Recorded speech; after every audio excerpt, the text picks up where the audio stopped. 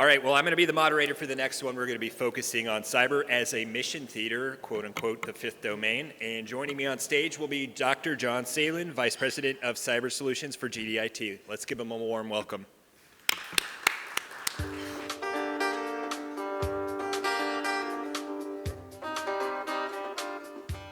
Love it, love the energy.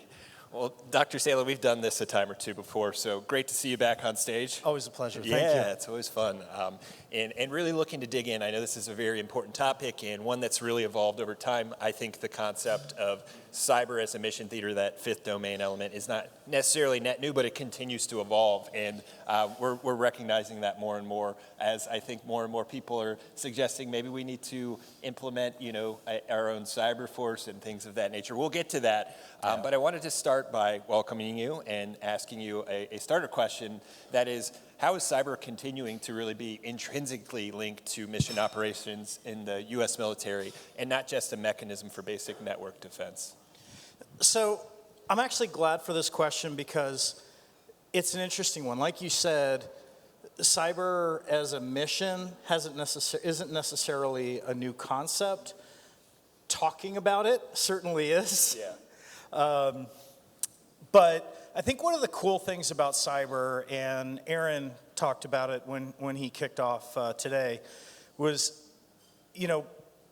we have a range, or, we have this spectrum of how we can use cyber to affect mission objectives.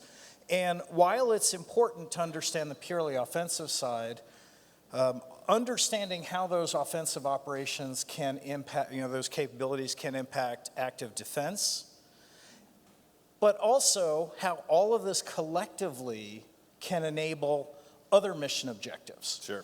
And I'll give a good example from some of our recent work in the mission partner environment space that GDIT has been doing within the Defense Division. The cool thing about using cyber capabilities is that it doesn't have to just be a lock on data. Yep. It could be used to open up communication channels, to be a door for communication, and more importantly, secure data sharing that makes us more able to collaborate with our joint and international mission partners and our interagency partners to share that data so that we can execute on mission objectives. And I think that's the cool thing about treating cyber as a mission, as a warfighting domain, rather than just thinking about it in terms of compliance, fine, or the cooler stuff on the offensive side, but really treating it as one component in the broader aspect of how we achieve all of our missions collectively. Yeah, I think that's a fantastic way to kind of start the conversation and set the platform for where we're going to take it. This is not an issue that is unique to cyber in the military, but despite the recognition of how important it is, as we're kind of talking about, to our nation's defense and security, offensively and defensively, resourcing and staffing have been a bit more gradual. So when we talk about readiness and maturity of the cyber force's capacity today, where are we, and what could be better? Sorry about that. No worries.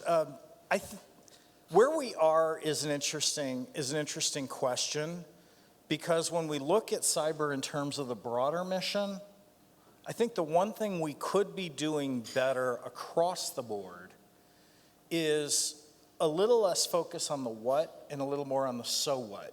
And Mr. Medrano from State in the last panel kind of made a reference to this when he talked about how we need to get past the sea of data and really get to the actionable intelligence and what can I do with this information. So I think we need to spend a little more time focusing on how I can use this information to make a decision.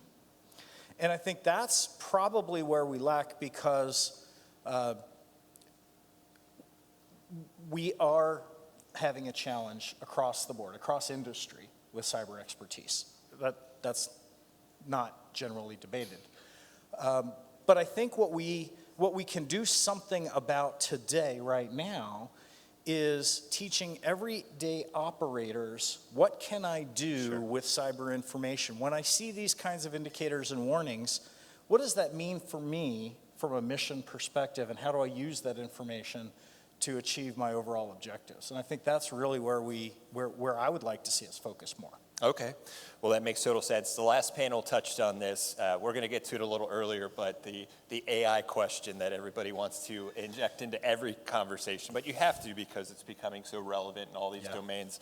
But as we face adversaries who have much more significant advanced capabilities, whether that's in this gray zone or future conflict, what role do AI automation and other emerging technologies play in securing the cyber domain? Well, so AI is really cool in this domain because it allows us to expand our thought processes. I've said before that one thing that AI and machine learning is really good at that humans are not good at is, identifying slight variances that are interesting and important. People talk about threat hunting as a needle in a haystack, and it's not really. It's like picking out that one, cherry apple red needle from a stack of millions of needles that range from, Galinda pink to brick red. And those fine-tuned nuances, we're not good at that. AI is great at that. And the one thing that AI can also let us do is pick out insights that we may not have thought of. Way back in the day when the Big Blue, IBM's Big Blue finally beat the great chess champions, the Grandmasters. It did it because it was experimenting with chess moves that no player in their right mind would ever consider doing. Sacrificing your queen early. Who does that? Well, guess what? AI did it and figured out that if I did that, I could actually advance my position. Yeah. And that's where AI can help in the cyber domain. It can help us find those nuances of, look at tactics, techniques, and procedures that we probably think nobody does this anymore. Nobody worries about this. But AI might look at it, investigate it, and find some path that we have overlooked. Yeah. Because who in their right mind would go there? But you need the human in that context to analyze that and help make that decision. Absolutely, and you need the human to understand, is that a valid pursuit, or is that so far removed that maybe it's not really worth our effort to worry about because we have these other compensating controls in place to prevent that. But that analysis is what humans are great at, that machines maybe not. Yeah. I teased it at the top as we introed the panel, but there's constant conversations in DC right now, a new task force that's been stood up by an organization in the community about what it would look like to launch an independent cyber force. Again, this isn't necessarily new, but it really seems to be coming to a head right now. And I would love to hear your thoughts on what you think the advantages or potential disadvantages of that might be.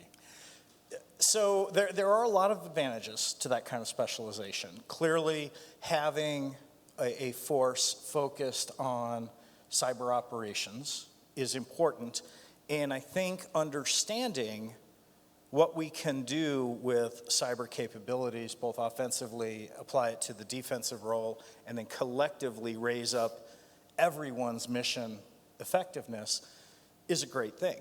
That said, my role at GDIT is across all defense, but prior to joining GDIT, I spent the last 20 years working with the Navy, Marine Corps, and Expeditionary Forces.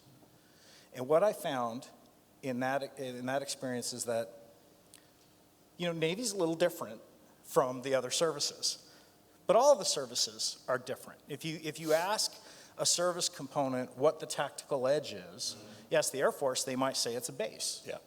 If you ask someone from the Navy, they're going to say it's potentially a ship at sea.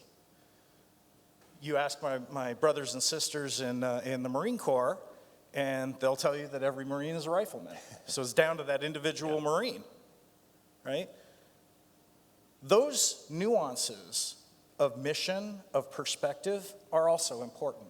And I am concerned that nuance may be missed Yeah. in an independent cyber force. I'm not saying, that's potentially one of the cons of that approach. Yeah.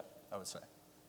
It's not an easy thing to figure out, which is why it's taking what seems like several years to get there. But it seems like things are moving potentially in that direction. And you mentioned, your sort of role at GDIT, and I would love to kind of foot stomp and double click on that a bit. What is that role that industry can play in that? Obviously, you're not necessarily going to be the boots on the ground, but there's supporting mechanisms that you could play as this evolves. Yeah, there are supporting mechanisms that industry can play. I think the most important mechanism that industry can play and provide in this case is, I'm not sure if you're a Douglas Adams fan, but of a Babelfish, an international translator, right? Yeah. Take that, hey, we did this cool thing with the Army in Indo-PACOM, and here's how you could apply that to an Air Force enterprise program. And, State Department, here's how you could take those lessons learned and apply it to your mission. Yep. And so on and so forth. Because of our visibility, not only across services, but across agencies, helping as that Babelfish is really a good opportunity for industry to contribute to that program and potentially help make sure that those nuances are not lost. Yeah, that makes total sense, and I think that's a great opportunity for industry. As we close out, love to look ahead. We're not sure where this is going necessarily. There's a lot, up in the air again with the independent cyber force potentially being a thing. But what do we think about, when we look at the next 5 to 10 years ahead, what it means for the U.S. to be dominant in the fifth domain? I would say for the U.S. to be dominant in the fifth domain, first of all, from a military perspective, I would like to see every tactician learn about how to use cyber as a mission, as a mission enabler, just as they do with other kinetic and non-kinetic capabilities. From the broader perspective, to see the U.S. dominant in the cyber domain, I would like to see less focus on, I would see it as an indicator that we're spending less time focusing on compliance and more time talking about resiliency. And Chris from CISA had mentioned it in the first panel, talked about resiliency. Cyber reminds me of boxing. I used to box in college, loved it. Love it. And it's about not necessarily being the Bugs Bunny running around, not trying to get hit by the big bruiser. Yep. But it's about being able to take that hit, fight through the pain, and keep your wits about you and figure out not only how to keep going, but how to get better, how to take the information that you're getting hit with and use it to change your tactics so that ultimately you can dominate. And if we're focusing the conversations on that in 5 to 10 years, I'm going to be thrilled because I would say that we're dominant in the domain at that point. Yeah, fantastic, and gotta love a boxing analogy to understand cyber dominance for the U.S. military. Dr. Salin, fantastic as always. We'll wrap it up there. Let's give him a round of applause for coming up here and sharing. Thank you so much.